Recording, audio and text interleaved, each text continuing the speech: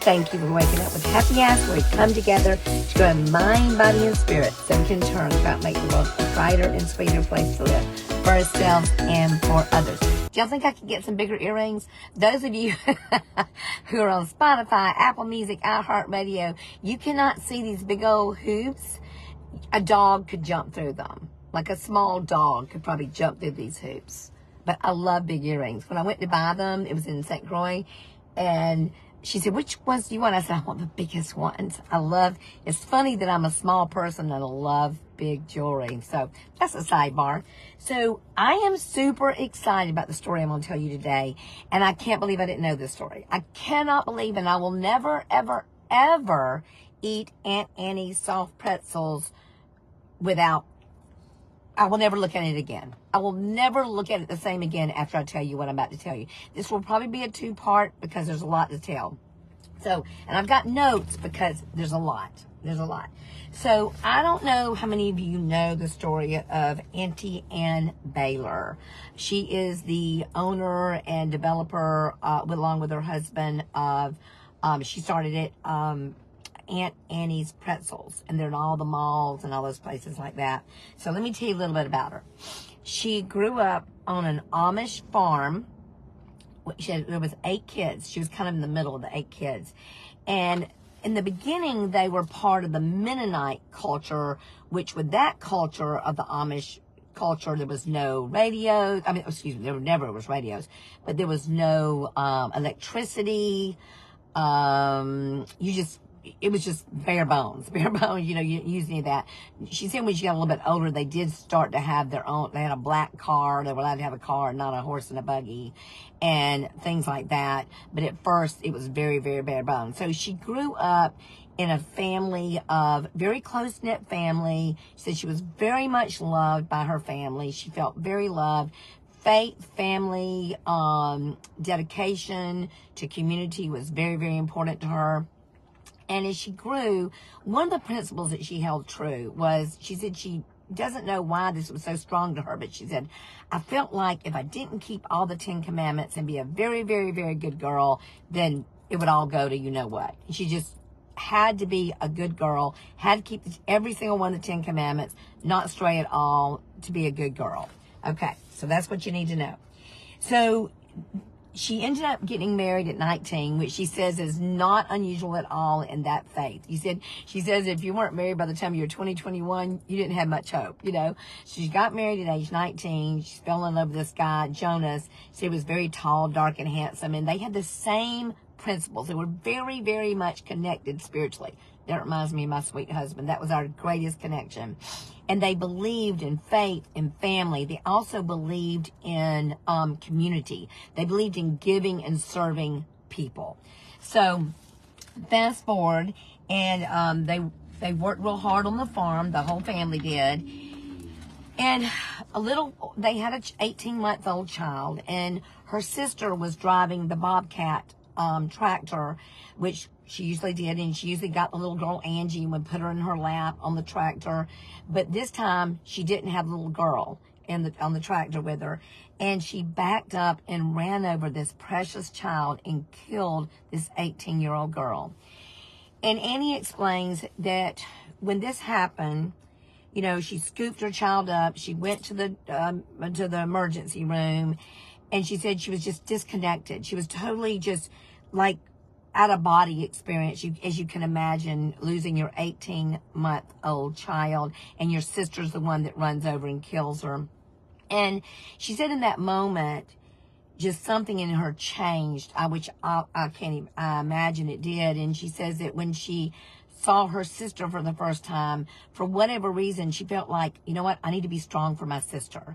And then she needed to be strong for her husband. She needed strong for, so she didn't really, she grieved, but she disconnected herself, and a part of her died inside.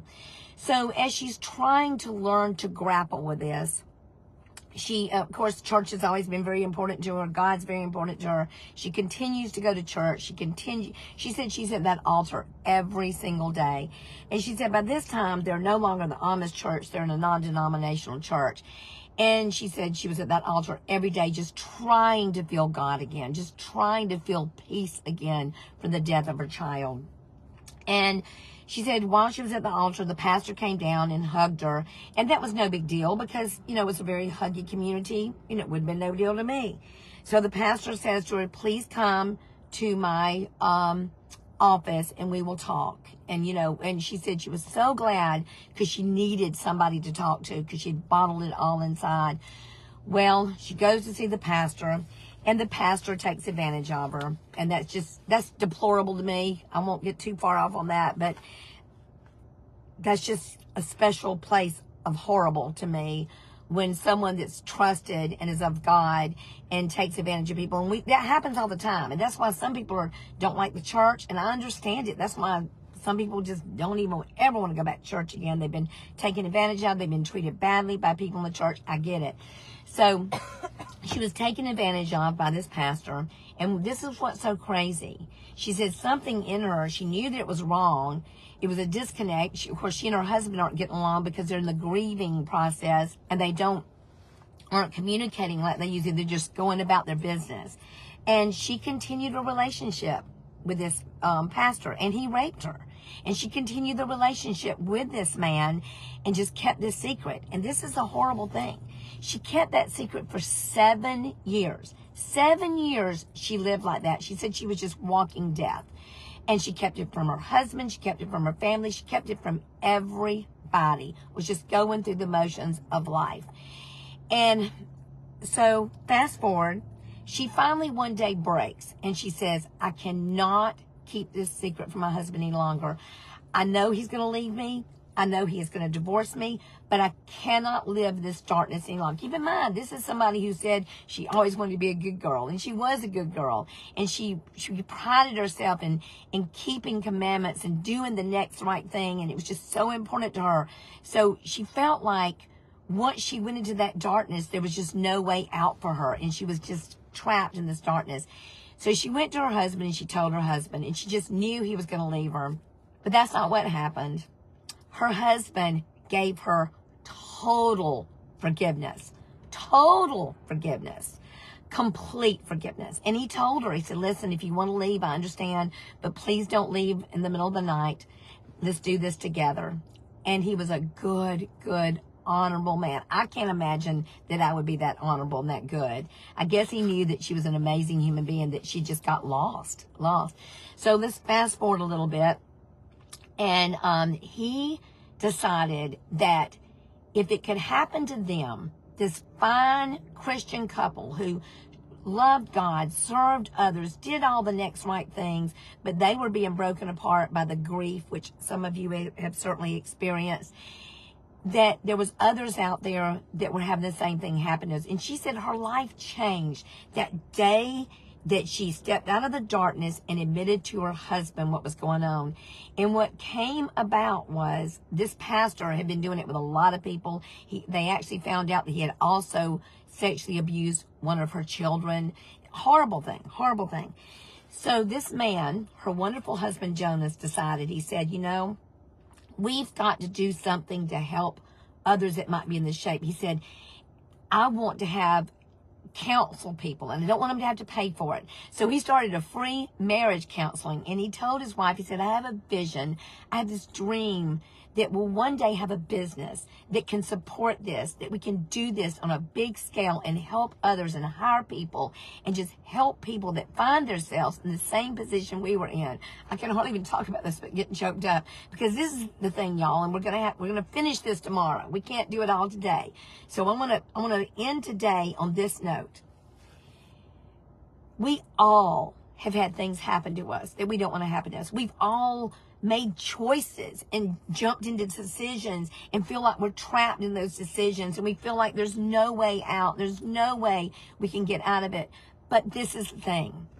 If we will admit, if we will just come before God, come before others, and those that don't love you and don't forgive you, they're not your people. Don't even worry about those people.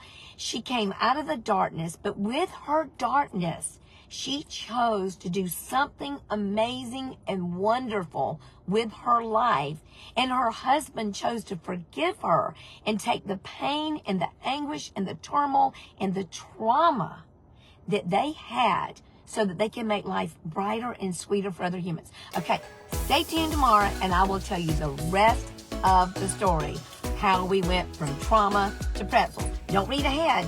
Don't read ahead. Don't cheat, okay? Y'all, I love you so, so, so much. I can hardly contain it, and I will not. Be sweet, y'all. Bye.